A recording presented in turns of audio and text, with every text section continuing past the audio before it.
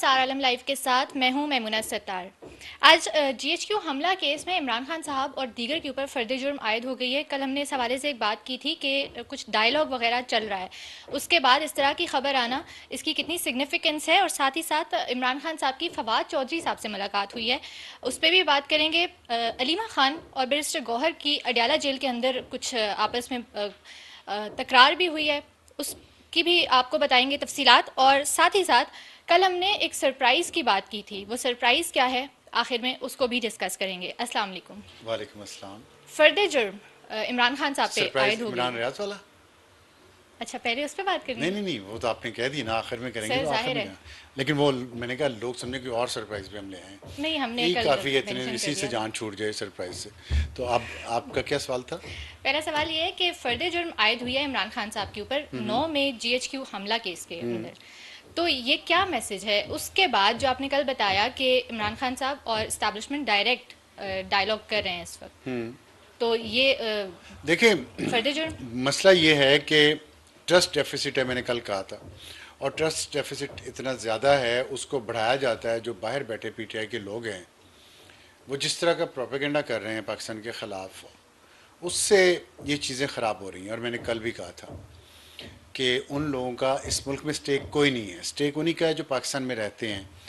जो पीटीआई के वर्कर्स मारे गए, जो ज़ख्मी हुए, उनके जो घर वाले हैं, उनके जो रिश्तेदार हैं, जो यहाँ जेलों में कैद हैं, उनके जो रिश्तेदार हैं, उनके जो घर वाले हैं, फिर उसके बाद जो वोटर्स हैं पीटीआई के पाकिस्तान में, असल ज़िंदगी तो उनकी स्टेक पे है ना।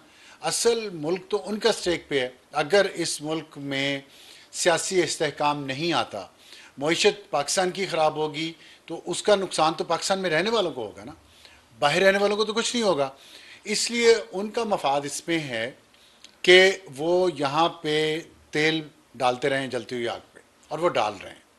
इसके बावजूद कि पीटीआई के अंदर से उनके ख़िलाफ़ बहुत आवाज़ें उठ रही हैं। आपको याद होगा शेर अफजल मरवत ने हमारे प्रोग्राम में ये बात कही कि ये बाहर बैठे जो हैं, इनकी वजह से हमारी सारी यहाँ सियासत ख़राब हो रही है। हमारा किसी सियासी जमात से हम बातचीत नहीं कर सकते। फिर फवाद चौधरी है। फवाद चौधरी ने ये बात कही कि ये जो सोशल मीडिया के लोग हैं, ख़ास तौर पे बाहर बैठे हुए, और वहाँ उन्होंने ये फवाद चौधरी ने भी कहा कि वहाँ चंदे इकट्ठे करते हैं, भीख मांगते हैं, और इमरान खान के नाम पे फ्रॉड करते हैं, और फिर पाकिस्तान के ख़िलाफ़ इस तरह प्रोपेगेंडा करते हैं। असल और एक उसमें और फैक्टर भी है।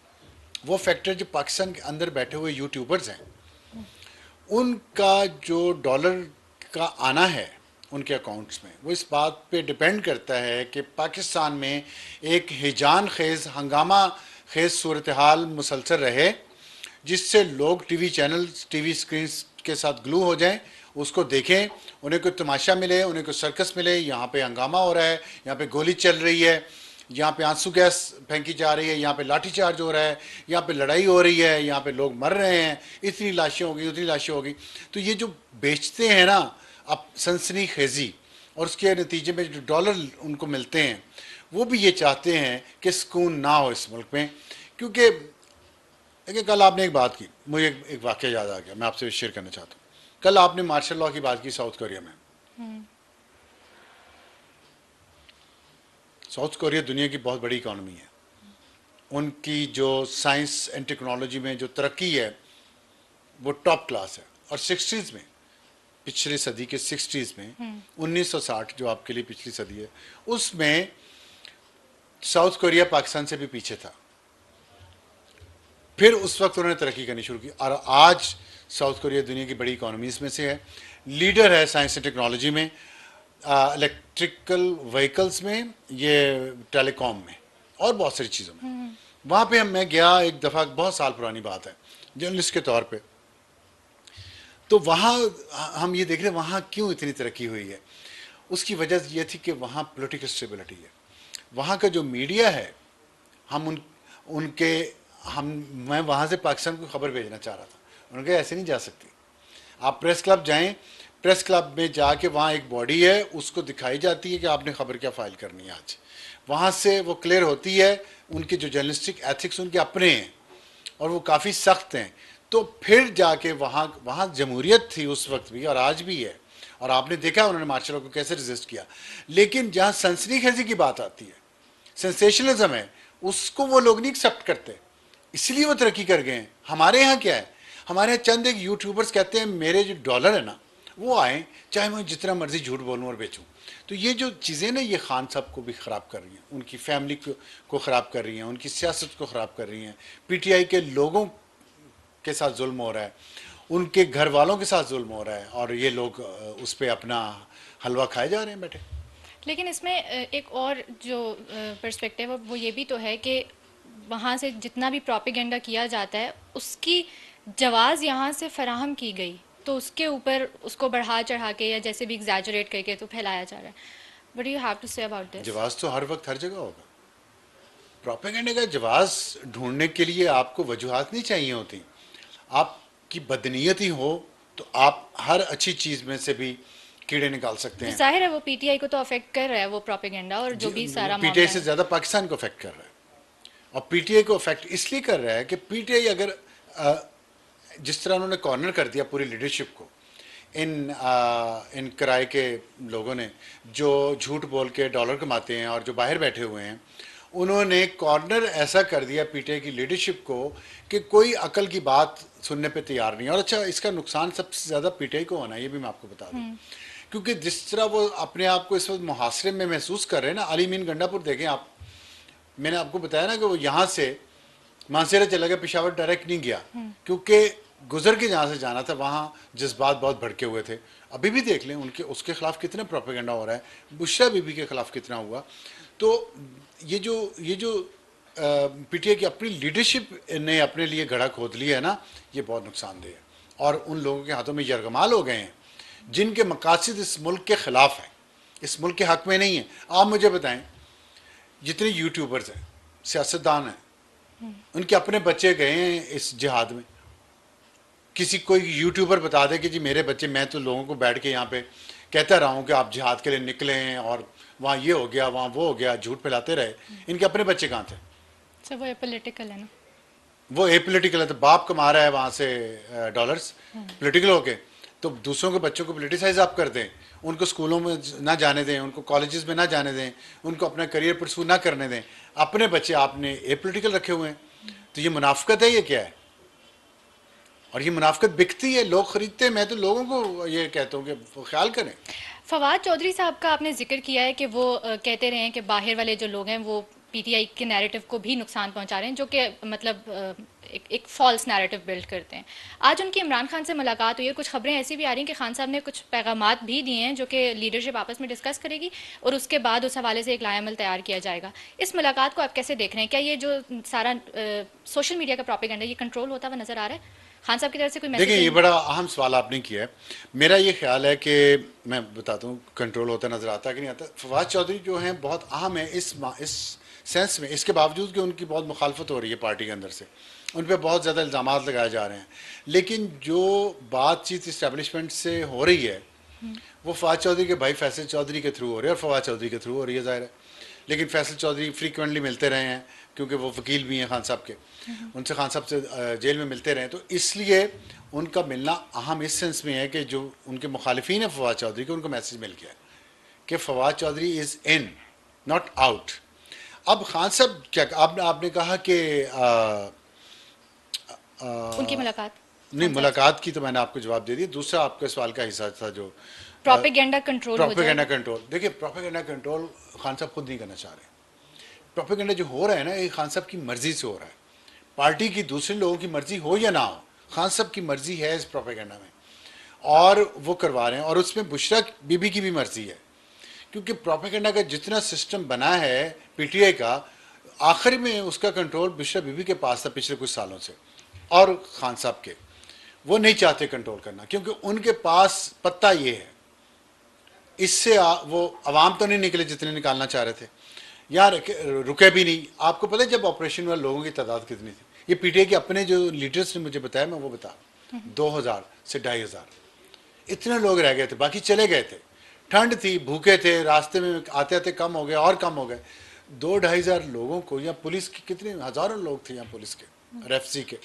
तो मैं कहने का मेरा मतलब ये है कि लोग नहीं निकले, तो आपके पास क्या टूल है प्रोपेगेंडा का, और प्रोपेगेंडा में पीटीआई बहुत तेज़ है। वो राइट और रॉन्ग नहीं सोचती, अच्छा बुरा नहीं सोचती, वो मुल्क के ख़िलाफ़ जाएगा हक में जाएगा नहीं सोचती। वो कहते हैं सिर्फ खान का हमने इमेज बिल्ड करना है और बाकी सबको हमने ज़ीरो करना है, उसमें वो कामयाब रहते हैं। इस चीज़ से इस्टेब्लिशमेंट को प्रॉब्लम है, क्योंकि जो पब्लिक परसेप्शन है किसी भी फौज के लिए वो बहुत अहम होता है। ये बात हम समझाते रहे बहुत अरसा इस्टेब्लिशमेंट को कि आप ऐसे लोगों को ट्रेन मत करें कि दूसरों के ख़िलाफ़। देखें, इस मुल्क के बाहर जो ये लोग करते हैं दोहरी शरीयत वाले कुछ लोग, और वो सियासतदानों के ख़िलाफ़ था ना, मुस्लिम लीग नून के ख़िलाफ़ था या कुछ सहाफ़ियों के ख़िलाफ़ था। बाहर जब जाते थे तो बहुत खुशी होती थी यहाँ पे लोगों को, फ़ौज के लोगों को भी बड़ी खुशी होती थी। कुछ साल पहले तब इसे सियासी कुछ शऊर साल भी पहले कहा तक जाता तब था। सियासी शऊर कहा जाता था। तो फिर आज प्रॉब्लम किस अब चीज़ से बारी है? आ अगर गई है सियासी शऊर ही है तो ये तो फिर प्रॉब्लम क्यों है? सियासी शऊर नहीं था ना, यही तो कह रहा हूँ कि वो लोग जिन्होंने ये प्लान किया उनके पास अकल नहीं है इतनी, ना समझ है ना शऊर है, और वो ज़ाती मफाद उन्होंने इतना आगे रखा मुल्क से कि वो अंधे हो गए लालच में, और इस वजह से ये सब हुआ। वरना देखें, अगर आप हम ज़्यादातर पाकिस्तान की आबादी तो मुसलमान ही है ना, इस्लाम ने कभी कहा है कि किसी के बारे में बुरा सोचो? कहा है? इस्लाम ने सिखाया हमारे दीन में, हमारे दीन ने तो यही सिखाया है ना कि किसी का अच्छा सोचो। इन्नमल अमालु बिन्नियात, आपकी नीयत क्या है? तो ये जो इन सब पीटीआई के लोगों को जो ट्रेन कर रहे थे उनकी नीयत क्या थी? क्या थी नीयत? सोचे ना आप। मुझे फिर कहेंगे आप लोग जज्बाती हो जाते हैं, और एक तो आपकी सपोर्ट बहुत है पूरे पाकिस्तान में और पाकिस्तान से बाहर कि जी मासूम सी लड़की हैं वो, और उनको पता नहीं है अभी कि आप कितनी मासूम हैं। आप मैं ज़रा जज्बाती सर, होकर मैं तो ज़ोर से मासूम बोलता हूँ। हूँ। हाँ देखें ना, हाँ कहें ना ज़रा कि मैं मासूम हूँ, कहें ज़रा दोबारा। मैं तो मासूम हूँ। जी लग रहा है वो। तो वो अब मेरे एक दोस्त है खावर साहब, वो उनकी पहली बीवी इस्तांबुल में होती हैं। तो अब खावर साहब ने मुझे मैसेज भेजा है कि उनकी बीवी ने कहा कि जी वो बड़ी मासूम हैं और अफसार बहुत गुस्सा करता है उन पे, तो बहुत और से लोग उनको मुझे भी चाहिए ये कि कहते हैं। मैमूना को ज़्यादा बोले, और मैमूना की बड़ी सपोर्ट ख़वातीन में बहुत है जो मुझे फीडबैक मिलता है। सर, तो खवातीन ही तो खवातीन को ये जो है ना सपोर्ट करें। आपने इमेज अपना बनाया हुआ है, मुझे जज्बाती कर देती हैं आप, प्रोवोक कर देती हैं कि ये अब मैं क्या कहूँ उन लोगों के बारे में जिन्होंने ये इस मुल्क में गंद जिन्होंने तैयार किया, ट्रेनिंग की, पैसे दिए और अपने किलों में बैठ के। तो अब वो गंद जो है वो कहते हैं ना कि अब चिकन वापस आ रहा है ना, जो आपने चिकन बना के भेजा था। तो ये इसीलिए समझाते थे, अभी भी समझाते हैं। पब्लिक नहीं, हमें परसेप्शन। सियासी शऊर थोड़ा ज़्यादा हो गया है कि अब लोगों को पता चल गया कि एक्चुअली किस तरीके से गेम की जा रही है, तो वो अब मुश्किल हो रहा है कंट्रोल देखें, ये करना। बात नहीं है, गेम हर जगह ही होती है, होगी भी, बाद में भी होगी। अभी नहीं हो रही गेम, क्या इमरान खान गेम नहीं कर रहा? कर रहा है। कर रहा है ना। तो बिल्कुल। फिर माने ना तो वो कि इमरान खान जब गेम कर रहा है हाँ। तो उसको तो कहते हैं हाँ हाँ हाँ अच्छा आ गया, इमरान ने अंदर बैठे कार्ड खेल लिया। नहीं, दूसरी लेकिन तरफ से जिनके गेम होगी, पावर गेम ही होती है। जिनके खिलाफ गेम कर रहे हैं वो फिर लोग ज़रा इस साइड पे ज़्यादा अपना वेटेज डाल रहे हैं, किस साइड पे? इमरान खान वाली साइड पे, कि जो गेम हो रही है अगर पहले आप करते रहे, अब आपका टाइम है कि आपके साथ गेम्स की जाएं। नहीं तो लेकिन उनके साथ की जा रही है जिन्होंने ये गेम शुरू नहीं की थी। शुरू करने वाले तो चले गए, वो तो अभी भी मुझे पता चलता रहता है, गोल्फ खेल रहे हैं आज दोनों, वो तीनों जो थे पुराने बैठे गोल्फ खेल के बड़े खुश हो रहे होते हैं। अच्छी खासी सेहत है माशाल्लाह उनकी, उम्र बहुत हो गई है, लेकिन मजाल ज़मीर पे कोई ज़रा सा बोझ उनके देखा हो किसने चेहरे पे? वैसे ना शर्मिंदगी है उनकी जिस तरह वो फिरते हैं गोल्फ कोर्सेज में, ना कोई शर्म है। मुल्क का हाल क्या कर दिया है, अपने बच्चे सेट हैं फ्रॉडियों के, हमारे बच्चे यहाँ पे सड़कों में गलियों में आके जिहाद करें। अब पाकिस्तान के अंदर, इस्लामाबाद के अंदर जिहाद हो रहा है, पहले जिहाद दूसरे मुल्कों में करते थे, वहाँ से लितर पड़े हैं तो अब पाकिस्तान में करवाते शुरू। तो ये मतलब कुछ तो खुदा का खौफ करें यार, इस मुल्क पे रहम करें, खान साहब भी और उनके मुखालफिन भी, और इस मुल्क को आगे लेके चलें, इस मुल्क की मईशत पे तवज्जो दें। इस मुल्क की मईशत ठीक होगी तो तभी होगा। और दूसरा, सियासत जो है ना, ये डायलॉग होता है, ये कुछ लो कुछ दो, गिव एंड टेक होता है। ये जो बाहर बैठे हैं ना और ये यहाँ पे लोगों को भर रहे हैं, जिहाद है, कुफर और बातिल की जंग है, कुफर हक और बातिल की जंग है, ऐसा नहीं है। ये ताकत की जंग है। इक़्तिदार में आना है एक सियासी जमात ने, दूसरी सियासी जमात को निकाल के, अवाम ने वोट देने कि जी मैं इसको CEO बनाना चाहता हूँ अपने मुल्क का, और अगर वो नहीं काम अच्छा करेगा अवाम उसको निकाल देंगे। उसमें इंटरफेरेंस होती है जो हर दफ़ा हुई है, खान साहब ने भी की है, करके आए थे पावर में। इतने तो दूध के धुले हुए खान साहब भी नहीं है ना ही फरिश्ता हैं। तो अब उनके खिलाफ वही गेम हुई है। अब इस बात को खान साहब ने एक्सप्लॉइट किया थ्रू सोशल मीडिया। ये फ़र्क है खान साहब में और उनके मुखालिफिन में। लेकिन जो ये सारी गेम करते हैं मास्टरमाइंड हैं जो पीछे, उन्हें सीखना है, उन्हें स्टेप बैक करना है। जब इस बहरान से अल्लाह इस मुल्क को निकाले, ये मुसलसल ऐसे नहीं ये निज़ाम ऐसे नहीं चलेगा बहुत अरसे तक। भी तो ठीक है, आपको कुछ लोग आपके साथ है, कुछ आपके मुखालिफिन है, एक वक्त आएगा कोई भी नहीं साथ रहेगा। और स्पेशली ये भी समझने की ज़रूरत है कि आपका मुकाबला अब जेनजी के साथ भी है, तो जेनजी को इतना लाइट ना लें। जी बिल्कुल, जेन जी को लाइट नहीं लेना चाहिए, और क्योंकि वो तो मासूम होते हैं। एनीवेज, वो अलीमा खान और मासूमियत का उन्होंने नकाब चढ़ाया होता है। काब, तो नकाब, अब आप बुशरा बीबी की तरफ इशारा कर रही होंगी, मैं नहीं कर रहा। अरे नहीं, इस पे भी मेरी बात पे एतराज़ हुआ कि कल आपने ख़वातीन के बारे में ये कह दिया, वो मैंने भाई कुछ नहीं कहा। आपने वैसे ठीक है, कहा काफ़ी कुछ है, लेकिन चलिए पास तो करते हैं। वो जो है अलीमा ना, खान और बैरिस्टर गौहर, इनकी आपस में जो ये अंदर अडयाला जेल के अंदर गुफ्तगू हुई है, या जो भी है आपके पास जो न्यूज़ है, ये क्यों हुई है? और मतलब पार्टी के अंदर इतने ज़्यादा देखें, इख्तलाफात कि अब अडयाला जेल में सबके सामने इस तरह से ओपनली हाँ बात हो ये रही है बड़ी इस एक हवाले से। हैरानकुन बात है कि इख्तलाफात तो बहुत है ना, और असल इख्तलाफ वो नंद भाभी का भी है। क्योंकि आपने देखा कि आज अलीमा खान ने किस बात पे तकरार की, इस बात पे तकरार की दो चीज़ों पे, कि लाशों की तादाद, बैरिस्टर गौहर को कहा कि लाशों की तादाद कम क्यों बताई। आप देखें, मैंने आपको कल, अब मुसलसल कह रहा हूँ, ये संग दिल हैं ये लोग। अलीमा खान तो मेरा ख्याल है माँ भी हैं। आई विश कि उनके दिल में माँ का दिल धड़कता दूसरी माओं के बारे में सोच के, जो जिनके बच्चे यहाँ पे एक बेमकसद जंग का निशाना बन गए, रेंजर्स की तरफ से भी, आवाम की तरफ से भी, पुलिस की तरफ से भी। क्या कसूर था, अपने मुल्क में एक दूसरे को मार दिया। और उस पर आप सोचें, हलीमा खान माँ होने के बावजूद इनको बिल्कुल ख्याल नहीं है उन माओं का जो आज अपने बच्चों को रो रही हैं पाकिस्तान में।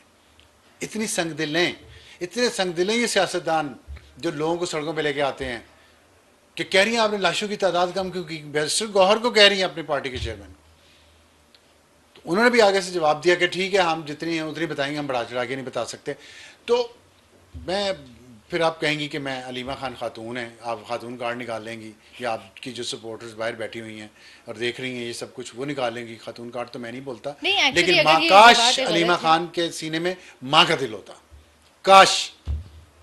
जाहिर चलें, है कंफर्म वो जो नंबर है वही आप बताएंगे। बैरिस्टर अब गौहर ने भी यही दूसरी कहा। बात क्या है, दूसरी बात उन्होंने ये की कि बुशरा बीबी की तो मुलाकात ही नहीं बहुत दिनों से हुई थी खान से, उनको कैसे पता है डी चौक जाना था। हाँ, ये भी उन्होंने एक इंटरव्यू में भी कहा है। ये भी कहा है ना। तो ये नंद भाभी की लड़ाई है।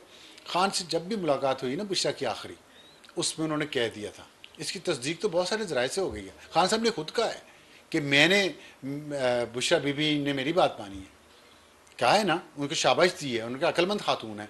उन्होंने गार्डियन को इंटरव्यू में ये कहा है, sir she is a wise लेकिन वुमन। वो वैसे एक उसमें बुशरा एंगल बीबी ये के भी बारे में है, कहा है, उन्होंने अलीमा कहा खान के बारे में जरूर, नहीं कहा खान ने। कहा ज़रूर है, लेकिन उस टाइम तक इमरान खान की किसी लॉयर्स की मुलाकात ही नहीं हुई थी उनसे। जिस टाइम में वो गार्डियन का इंटरव्यू आया है, उसके बाद बैरिस्टर गौहर और जो लीगल टीम थी वो मिली थी। आपको याद हो उसी दिन जो नहीं, गार्डियन का इंटरव्यू जब आया वो पहले पहले किसी वक्त आ गई होंगी ना। फैसल सिद्दीकी हैं, एडवोकेट फैसल चौधरी हैं, फैसल चौधरी। उनकी मुलाकात नहीं हुई थी उसी दिन। हम बल्कि प्रोग्राम भी कर रहे थे और उन्होंने आके ये प्रेस कॉन्फ्रेंस भी की थी कि हम मिल नहीं सके खान साहब से।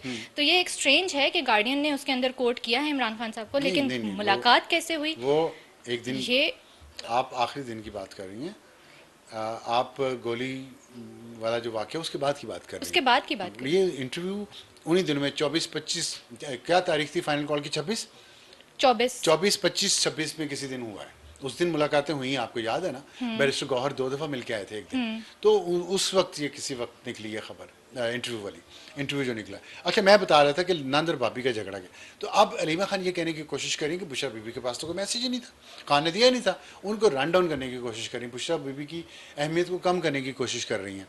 तो ये क्वेश्चन मार्क उस पर है, उसके ग्रुप पे है बुशरा के। और ख़ुद अपना अलीमा खान का ग्रुप जो है, खान साहब ने अलीमा के बारे में तो कोई बात नहीं की, बुशरा के बारे में उन्होंने की है, मोर देन वंस की है। कि गार्डियन में भी ये बात छपी है, उसके अलावा भी उन्होंने कोई मैसेज ऐसा आया है बुशरा बीबी के खिलाफ खान साहब की तरफ से, खिलाफ आया है कोई कि मेरी हुक्म अदूली की है या पहुंचना चाहिए था, कुछ भी नहीं कहा उन्होंने। तो उनकी वो, ये जो मैंने आपको बताया था कि वो डिवाइड एंड रूल है, चाणक्य की स्टाइल ऑफ पॉलिटिक्स है वो करते हैं, मैकियावेली जिसे कहते हैं। तो लेट्स सी कि ये ऊंट किस करवट बैठता और है ये जो आज आखिरी। गिरफ्तारियां हुई हैं, बात यहीं से शुरू हुई थी, ये इसलिए हुई हैं कि जो मुफाहमत कल बातचीत हुई है उसमें खान साहब अभी तक अपने सोशल मीडिया को कंट्रोल करने की इंस्ट्रक्शन उन्होंने नहीं दी, जिस वजह से मुफाहमत में ये बहुत मेजर एक शर्त है, एक सीबीएम है। अगर वो रिहाई देंगे लोगों को या इमरान खान को, दूसरी साइड तो इमरान खान को भी ये प्रोपेगेंडा जो है पाकिस्तान के ख़िलाफ़, फ़ौज के ख़िलाफ़, ये बंद करना पड़ेगा, वरना ये ये जो डील है ये सिरे नहीं चढ़ेगी। ये और इसीलिए आज गिरफ्तार किया गया तमाम, उमर अयूब को भी और राजा बशारत, राजा बशारत को और अहमद अली चट्ठा और इनका जो है दूसरों को भी, उनको भी फर्द जुर्म आयद हुई है, इन सबको गिरफ्तार किया जाएगा। ठीक है। हमारा लास्ट टॉपिक, शुरू में हमने कहा कि कोई सरप्राइज है। देखें, सरप्राइज लोगों के लिए होगा, मेरे लिए नहीं है, इमरान रियाज के लिए नहीं है। और वो सरप्राइज़ ये है कि इमरान रियाज झूठ बोलते हुए पकड़ा गया। और मैं ये जो लोग हैं उसको सुनते हैं, उनसे ये अपील करूँगा कि वो देखें और इससे पूछें। अब जितनी बार भी ये अपने प्रोग्राम करता है, अब मेरे प्रोग्राम में भी उससे पूछे, टैग करके उससे पूछे कि तुम झूठ क्यों बोलते हो।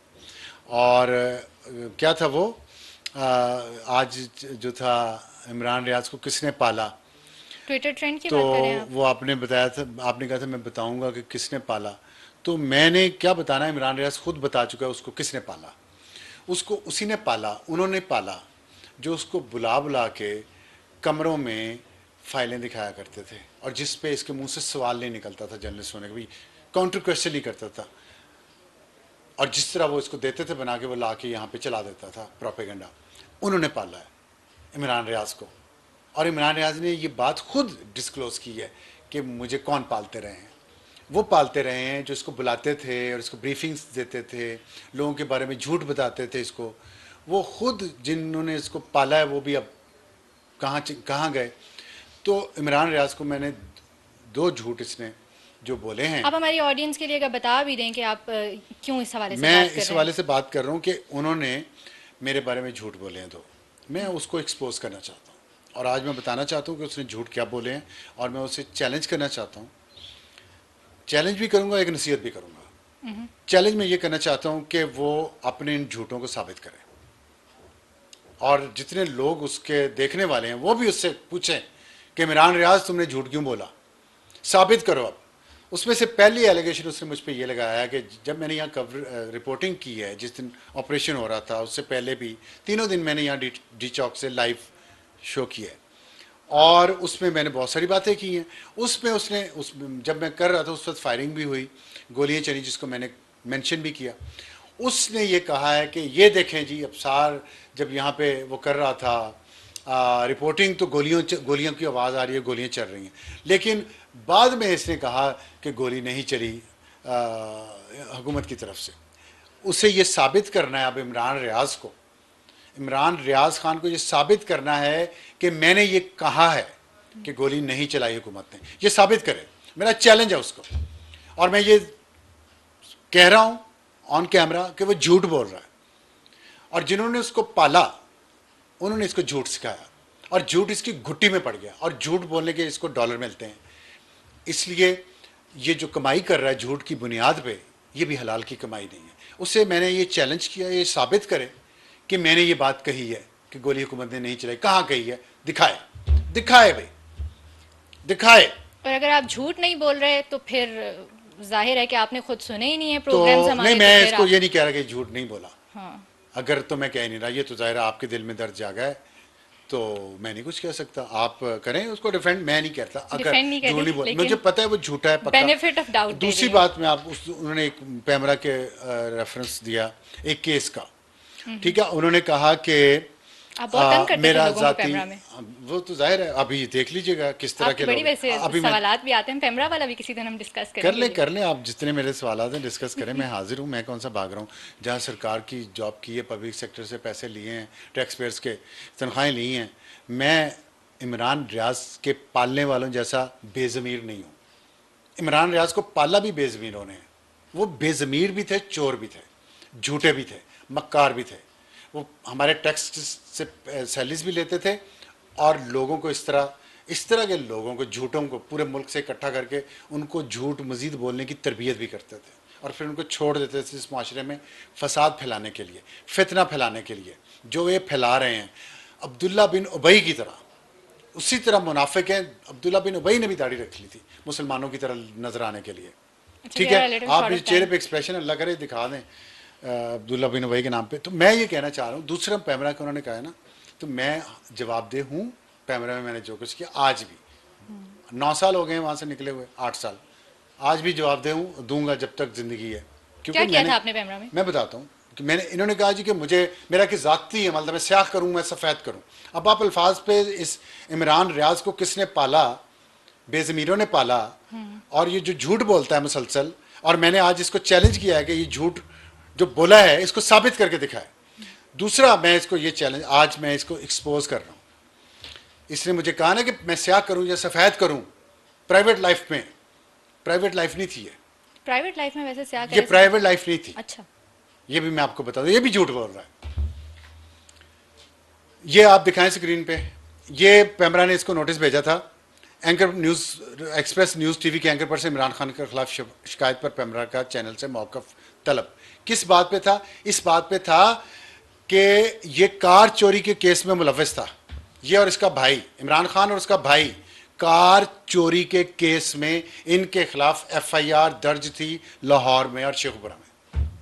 अच्छा, ठीक है। अब उस कार चोरी के केस में जब पुलिस इनके पास आती थी तफ्तीश करने और कार की रिकवरी के लिए, तो ये उस पुलिस वालों को ट्रांसफर करवा देते थे, क्योंकि क्राइम रिपोर्टर था लाहौर में, और जितने वहां पे रिपोर्टर की, जर्नलिस्ट की एक ताकत तो होती है, हमें पावर तो पता होती है है। क्राइम रिपोर्टर्स का। ठीक है, बहुत तो अच्छे से। ये उसी तरह के ये रिपोर्टर थे। तो उन्होंने एक कंप्लेंट की पैमरा को। उन्होंने कहा जी इसने और इसके भाई ने कार चोरी की है, और ये प्रोटेक्ट करता है, और ये हमारी तफ्तीश मुकम्मल नहीं होने देता, और हमारी कार नहीं रिकवर हो रही। उस वक्त बड़ी, वो टोयोटा क्रोला शायद कार थी, या इस तरह की कोई कार थी, नई कार थी। ये कार चोरी का केस था इमरान रियाज और उसके भाई के खिलाफ, उसकी FIR थी, और ये हमें शिकायत आई, हमने नोटिस दिया पैमरा ने, बिल्कुल कानूनी तौर ये दिखा, आप दिखा दें सबके सामने। और उसमें बाकायदा कानून है पैमरा का 27B, पैमरा एक्ट का सेक्शन 27B, जिसमें मीडिया की ताकत का नाजायज इस्तेमाल ममनू है। पढ़ के सुना देता हूँ। इंगेजिंग इन एनी प्रैक्टिस, ये इमरान रियाज को मैं कहूँगा, जिन्होंने उसको पाला है इमरान रियाज को, बेज़मीरों ने, उनसे जाके तर्जमा करवा ले ये जो मैं बोल रहा हूँ, लेकिन मैं कर दूंगा तर्जमा उसकी सूरत के लिए भी। Engaging in any practice or act which amounts to abuse of media power by way of having the legitimate way of harming the legitimate interest of another licensee or wilfully causing damage to any other person. अगर आप अपनी media की ताकत के ज़रिए किसी भी शख्स को डैमेज करते हैं, उसके इंटरेस्ट को, उसके मफादात को, उसके हकूक़ को, तो आपको इस एक्ट के तहत पैमरा के, आपका टीवी चैनल या आप जो भी एंकर है वहाँ पे आपके खिलाफ एक्शन हो सकता है। तो इसलिए मैं समझा रहा हूँ इसको कि एक क्रिमिनल एक्टिविटी से दूर रहो, और अपने भाइयों वगैरह को भी कहो कि इन क्रिमिनल एक्टिविटीज से दूर रहें। जर्नलिज्म करनी है ना, तो जर्नलिज्म करें सही तरह। मैं उसका नसीहत भी मैंने आपको कहा था मुख्तसर तौर पे, कि उससे मैं सिर्फ दो बातें कहूँगा। तकब्बर ना करो इतना, तकब्बर अल्लाह की चादर है। तुम्हारे पास बड़ी ताकत होगी, बड़ा पैसा होगा तुम्हारे पास, लेकिन झूठ का पैसा कमाया हुआ है, फितना फसाद फैला के पैसा कमाया हुआ है। मैं ये झूठ जो बोले हैं, दो मैंने आज तुम्हें एक्सपोज कर दिया। तुम्हारा कार चोरी में तुम्हारा भाई मुलव्विस था, और तुम उसको प्रोटेक्ट करते थे, इसलिए कंप्लेंट आई थी पैमरा के पास। और दूसरा, तुमने झूठ बोला कि अबसार कह रहे गोली नहीं चली, दिखाए कहाँ पे है। ये झूठ, इसका मैंने एक्सपोज किया। इसी तरह ये बाकी जो इसने तस्वीर लगाई, जो ट्विटर पे लाखों में वो उसके इम्प्रेशन गए डी चौक जाहिर करने के लिए, और उसमें खून दिखाया गया, उस पर पैसे कमाए गए कि ये जी बेनज़ीर भुट्टो का जाय शहादत धो दी गई थी। तो अब पीपल्स पार्टी और नून लीग ने मिल के भी ये लोग समझते रहे ये डी चौक की तस्वीर है। इसने उसको डिनाई नहीं किया कई दिन तक 2 दिन तक। ठीक है, जितने भी दिन थे, डिनाई नहीं किया, उस पे व्यूज आ गए, उसके से डॉलर मिलेंगे। फिर इतना डॉलर का भूखा है ये, इस मुल्क के लोगों को, मासूम जहनों को पीटीआई के को ये खराब करता है, ये उनको गुमराह करता है। फिर उसी को रीट्वीट किया और उसमें लिख दिया ये तो एआई जनरेटेड तस्वीर है। कुछ दिनों बाद जब पैसे आ गए, अब उसमें जब लिखा कि रीजन ये एआई जनरेटेड है, उस पर भी पैसे कमाए। मज़ीद तो आप revenue सोचें कि generation। डॉलर कमाने के लिए शख्स कितना गिर सकता है। तो मैं इसे ये नसीहत तकब्बर ना करें। और दूसरा मैं इसे कहूँगा, झूठ बोल के डॉलर मत कमाओ। जो बाहर बैठे हैं पाकिस्तानी, उनको, वो सादा हैं, वो मासूम हैं बहुत सारे उनमें से, उनको बेवकूफ़ मत बनाओ। जो पाकिस्तान में सादा लोग बैठे हैं, जिनके अपने बच्चे तुमने भिजवाए हैं प्रोपेगेंडा कर करके जिहाद के लिए और सड़कों पे मरने के लिए, उनको ना इस तरह एक्सपोज करो झूठ बोल के, क्योंकि झूठे पे अल्लाह की लानत होती है। ठीक है। मैं सिर्फ ये 2 बातें कहूँगा कि तकब्बर मत करो और झूठ मत बोलो, मत फैलाओ, क्योंकि झूठे पे अल्लाह की लानत होती है। ठीक है। मैं इस मुल्क का आइन कानून कुछ ना कर सके तुम्हारे लिए, लेकिन अल्लाह की लाठी बेवाज है, वो तुम तक पहुंचेगी जरूर। तुमने झूठ जिस तरह लोगों पे बहतान बांधे हैं आज तक, मैं पहली बार बोला हूँ किसी के बारे में, मैं जवाब भी नहीं देना चाहता था, लेकिन इस बंदे ने इतना झूठ फैला के लोगों को गुमराह किया है कि इसके ज़मीर को अगर मुर्दा नहीं हो गया या सोया हुआ है तो उसको झंझोड़ना एक दफ़ा ज़रूरी था। नहीं झंझोड़ा गया, ज़मीर नहीं उठा, तो फिर देखेंगे। ठीक है, thank you. And also request to people के अपने दिमाग भी इस्तेमाल किया करें। सिर्फ ये जो डिजिटल हमने एक पैरामीटर सेट कर दिया कि जिसके जितने व्यूज़ होंगे वो उतना सच्चा होगा, ये मेरे ख्याल में इतना मुनासिब नहीं है। ख्याल रखिए, आने वाले दिनों में मज़ीद बात करेंगे। तब तक के लिए अल्लाह हाफिज़।